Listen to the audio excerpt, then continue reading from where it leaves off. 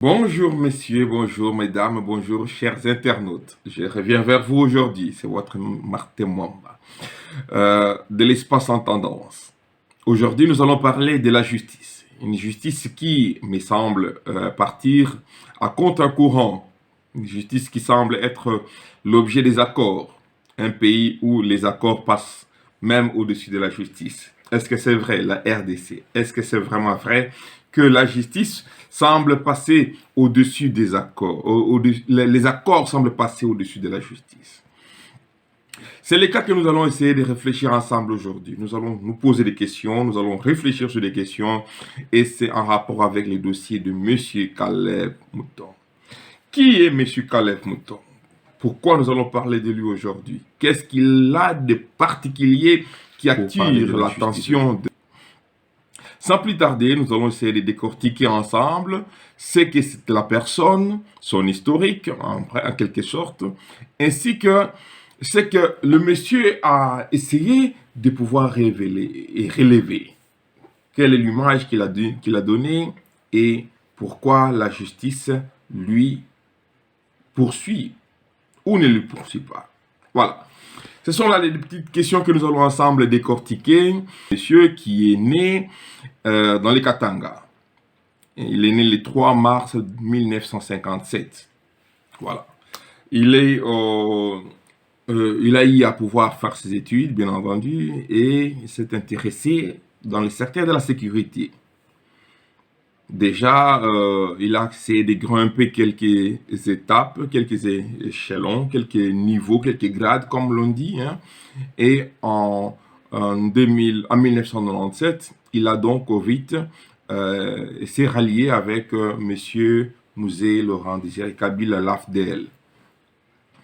Après cela, il a eu à se voir grimper donc, des niveaux rapidement. Jusqu'en 2007, il est devenu le directeur du département de sécurité intérieure, DSI. Cette ascension au pouvoir, au titre et au pouvoir, a fait de lui une personne de confiance à la mort de Mouzé. Il a été vite pris à côté à la fois de Katumbi, mais aussi à côté de Joseph Kabila Kabangi. Il est donc l'homme de confiance de Kabila. Son rôle s'est vu plus remarqué à travers les 18 années de pouvoir de Joseph Kabila, à tel point que vers les dernières périodes de son règne, là, nous sommes en train de parler de décembre 2016, l'époque où il devait y avoir des élections. M. Caleb s'est distingué par une politique que nous pouvons dire machiavélique, de chercher à donner la population un dictat par la terreur. La classe politique, la société civile, mais aussi l'Église catholique. Tout était permis, on devait maintenir le pouvoir en place, quelle que soit la nature. Un peu la philosophie de Machiavel, du genre, le peuple n'a pas besoin de changer, le peuple a besoin d'être dirigé. Laissons le peuple dans ce qu'ils sont en train de faire, et ceux qui veulent changer les systèmes, nous devons les opprimer. Eh bien, Caleb a démontré qu'il était très fort dans ça. Christopher Ngoyi, on se souvient certainement de la manière dont il a été torturé, mais aussi les os broyés. Et ouais, nous avions vu des images, nous avions vu comment le monsieur a été maltraité. Et parfois, en enfreignant tous les termes ou les droits des citoyens. Parfois, la personne pouvait être incarcérée pendant 2, 3, 4 semaines ou mois, parfois, sans avoir des contacts de sa propre famille, sans avocat, et subir des tortures dans tous les sens. M. Caleb a été, comme je disais, l'homme proche de Joseph Kabila. Mais pourquoi aujourd'hui on s'intéresse à ce monsieur? Après pas être démis de ses fonctions en 2019 à l'arrivée du président actuel, Félix Tshisekedi Tshilombo. Monsieur Kalev Mouton s'est donc vu dans une situation où il devait fuir le pays. Fort dommage, lui-même qui envoyait les gens à l'exil, il s'est retrouvé aussi à l'exil. On a vu dans le média comment il a été, voilà, on a appris qu'il a fui le pays, il est passé par le bateau, par le Brazzaville, ainsi de suite. Bref, il s'est retrouvé à l'étranger. Mais le goût de l'asile n'est pas donné à tout le monde, chers amis, parce qu'il n'a pas pu tenir. Il n'a pas pu supporter voilà, les réalités de la vie à l'extérieur du pays. Il se voit donc retourner au pays. Mais je vais noter ici en passant que à partir de 2016, du fait que Kabila voulait se maintenir au pouvoir en s'octroyant un troisième mandat qui était non constitutionnel, avec la pression que la société civile, l'opposition, l'Église, l'ensemble de la communauté faisait pour pouvoir faire partie Kabila, Kalev a utilisé les techniques qui étaient anormales. Et ces techniques ont eu à avoir effet au niveau national, mais aussi au niveau de l'extérieur, à tel point qu'il a eu des sanctions en Amérique, mais aussi au niveau de l'Union européenne. Ces sanctions ont fait de lui une personne qui ne pouvait pas vraiment obtenir faveur. Il faut se dire qu'ils ont gelé ses avoirs à l'étranger, mais aussi il a été voilà, considéré comme un monsieur dangereux pour la démocratie. Le processus de la démocratie, c'est lui qui obstrue ces processus. Donc, là, nous nous retrouvons dans une réalité où M. Kalev Mouton a eu une image à la fois interne et externe que la justice pouvait à n'importe quel moment lui rattraper. Mais bon, comme je disais, il s'est retrouvé en exil. Ça n'a pas marché. N'ayant pas marché en exil, nous nous retrouvons en 2020, quand il a voulu fuir. Je reviens un peu en arrière pour dire que quand il a voulu fuir le pays, en 2020, M. Kalev Mouton a été interpellé à l'aéroport d'Indili. Donc, on lui a confisqué son passeport diplomatique. Donc, il est parti, voilà, en 2021, je crois, il a eu à s'éclipser par-ci, par-là. Mais il y avait déjà des procès de justice, des procès notamment Christopher Ngoï, qui avait introduit une plainte au niveau de la justice pour que la justice soit faite, et pas seulement pour lui, mais aussi pour les autres personnes qui ont certainement été victimes des atrocités que M. Christopher Ngoï, que M. Kalev Mouton a pu voilà, le mener. Chers amis, la justice n'est pas négociable, dit-on. Mais est-ce que c'est vraiment la justice au Congo? Depuis le mois d'août, M. l'homme fort de l'époque de Kabila se retrouve au Congo. Par quelle magie? Certainement, il n'a pas pu supporter le poids de l'asile. Lui qui envoyait les gens à l'exil, il se voit lui-même contraint d'être à l'exil. Il a senti l'odeur d'être à l'étranger en étant demandeur d'asile. Certainement, il n'a pas pu supporter. Il a préféré négocier pour rentrer au pays. L'homme fort se retrouve au pays, mais bizarrement, il y a eu beaucoup de plaintes, mais il n'est pas vraiment poursuivi par la justice. L'homme fort se sent en quelque sorte un peu pas vraiment interpellé par la justice. D'où nous nous demandons la question, est-ce que la justice fait-il vraiment son rôle, ou la justice n'existe pas au Congo? Ou peut-être il n'y a pas assez d'éléments qui peut pousser la justice à lui maintenir pour des raisons d'enquête ou pour des compléments d'enquête. Parce que nous savons déjà que le monsieur a fouillé à un moment donné. Alors, chers amis, nous nous posons ces questions-là pour chercher à comprendre. Est-ce que vraiment ce que nous voyons, est-ce que c'est vraiment la réalité ou c'est une autre situation que nous sommes en train de voir à l'heure actuelle?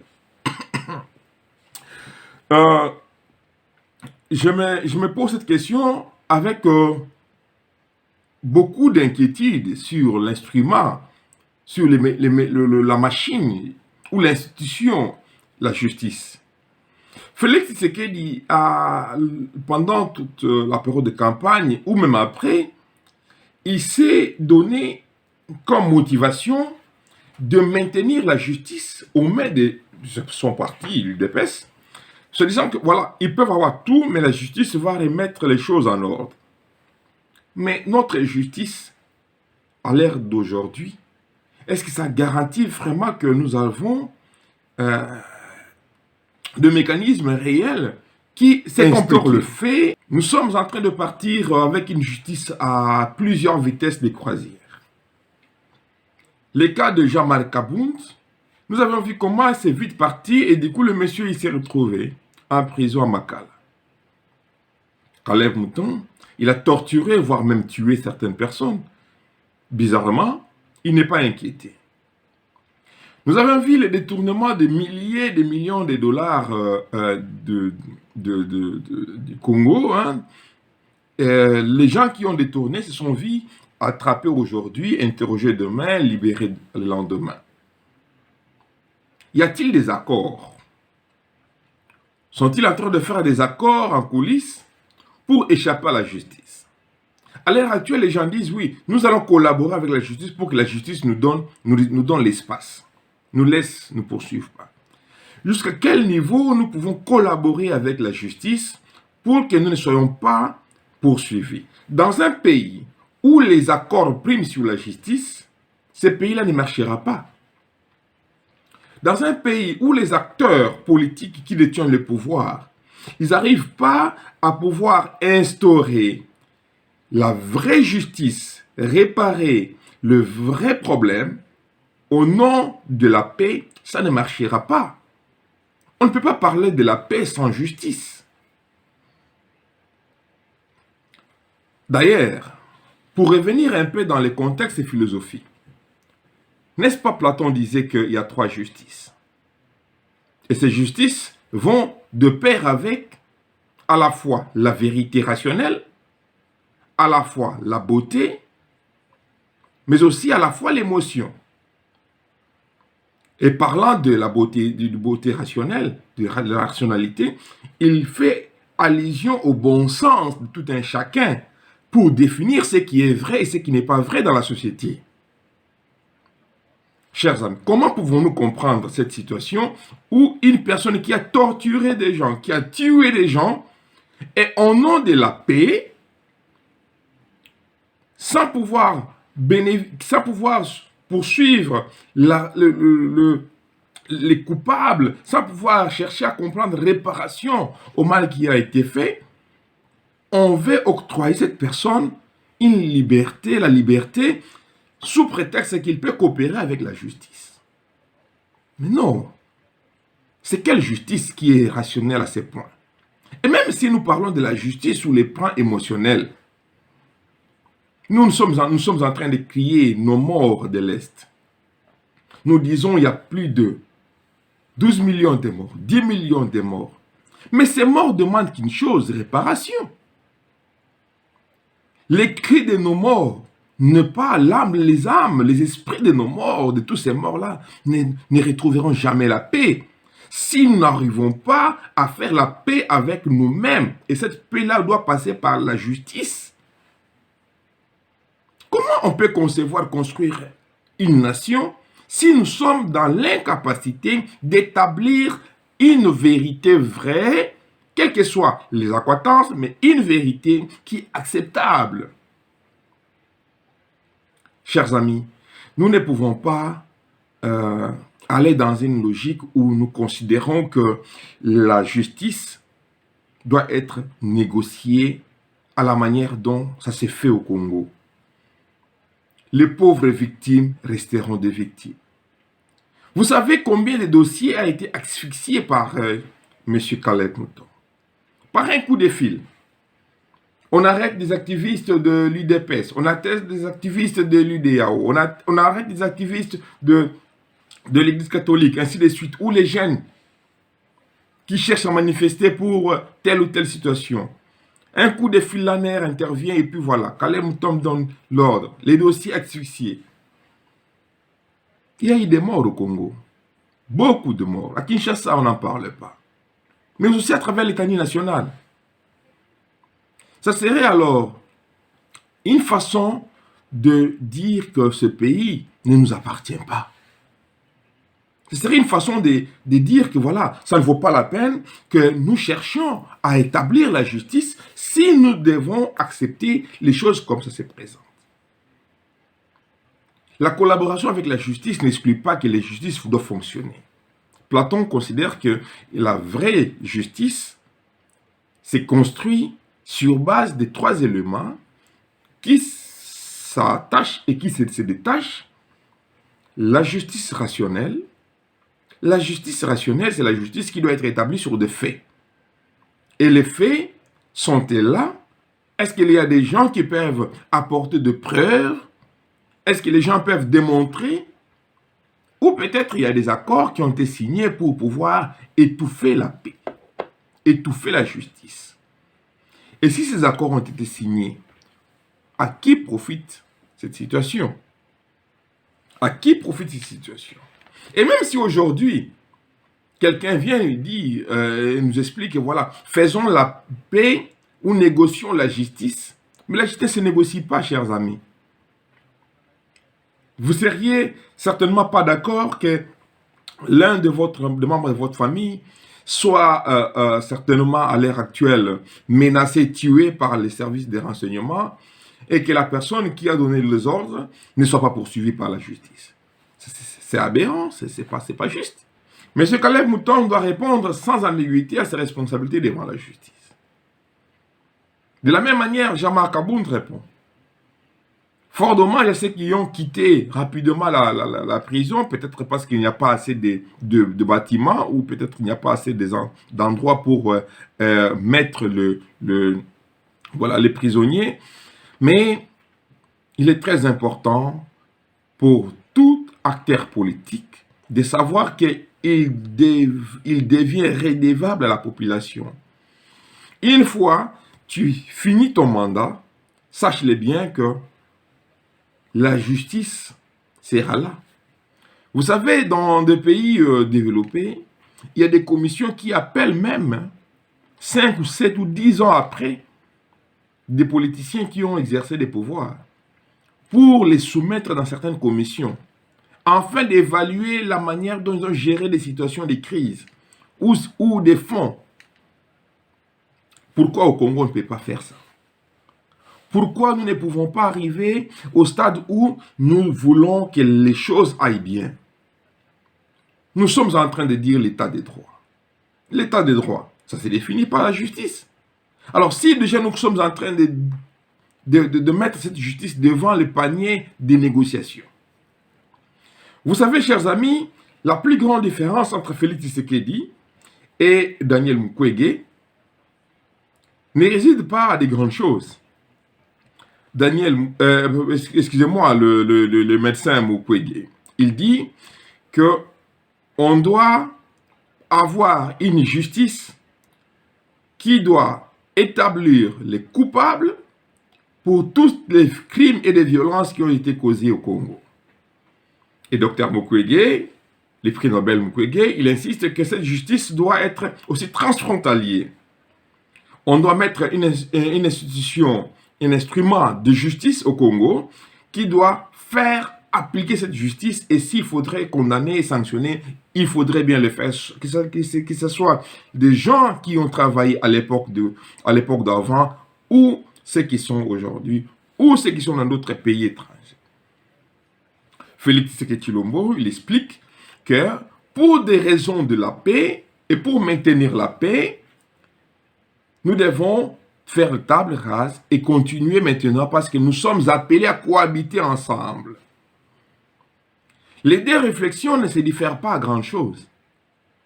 Mais les conséquences est que Dr Mukwege aujourd'hui nous lui donne raison parce que Félix Tshisekedi il est venu avec cette volonté de chercher à maintenir la paix. En conséquence, le Rwanda lui a poignardé derrière avec le M23.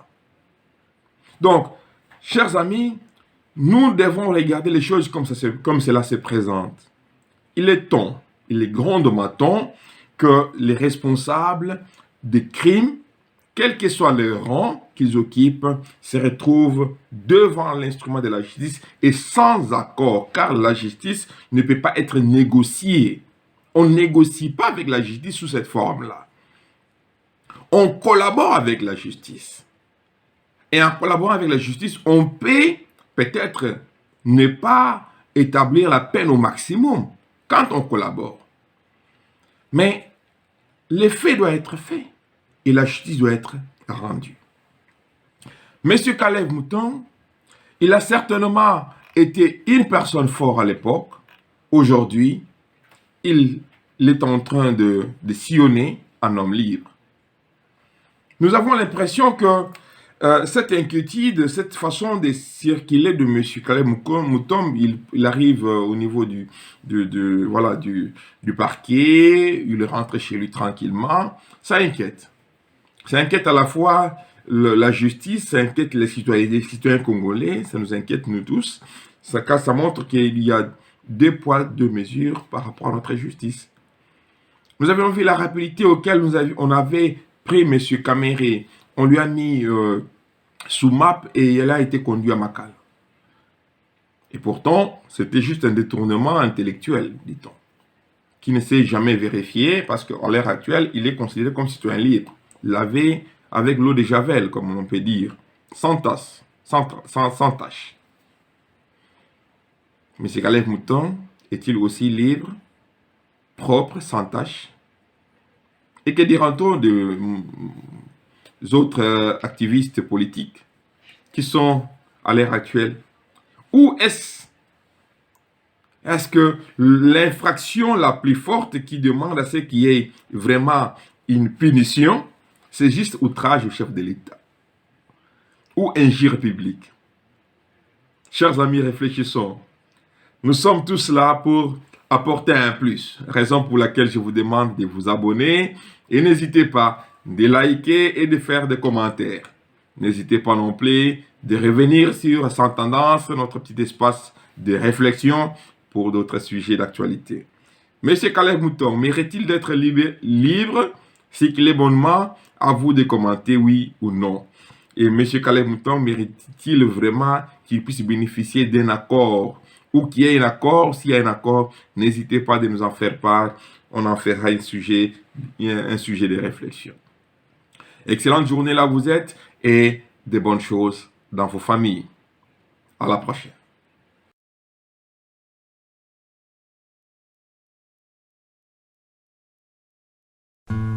Hey papa, enfin je suis soulagé. Plus de douleur d'articulation ni dans la poitrine, plus de fièvre, plus de vertige et je respire normalement.